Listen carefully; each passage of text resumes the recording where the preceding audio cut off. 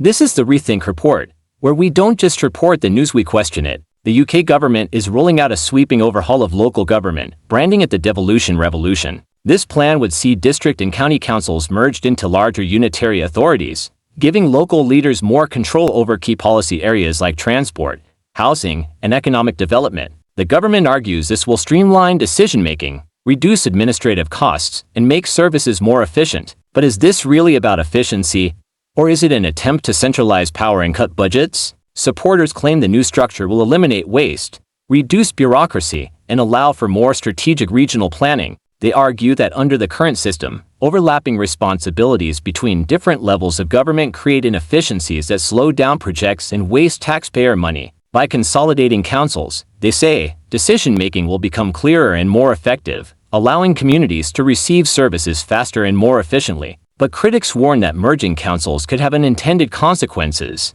Larger authorities could mean a loss of local representation, distancing decision-makers from the communities they serve. Some worry that local voices will be drowned out as councils become bigger and more centralized. Others fear that the move is less about improving governance and more about cost-cutting, which could lead to reductions in public services, job losses, and even increased local taxes. One of the biggest concerns is the potential for increased bureaucracy at a higher level. While the plan aims to cut costs, the restructuring process itself could create new challenges, aligning different policies, redistributing council resources, and restructuring workforces. Some experts argue that these short-term disruptions could outweigh the benefits, at least in the initial years of implementation. The move also raises political questions. Some view this as a power grab by central government, reducing the autonomy of smaller local councils and placing more control in the hands of regional mayors and larger authorities. Others argue that it could actually increase local control by giving mayors and council leaders more direct decision-making power. The debate is far from settled,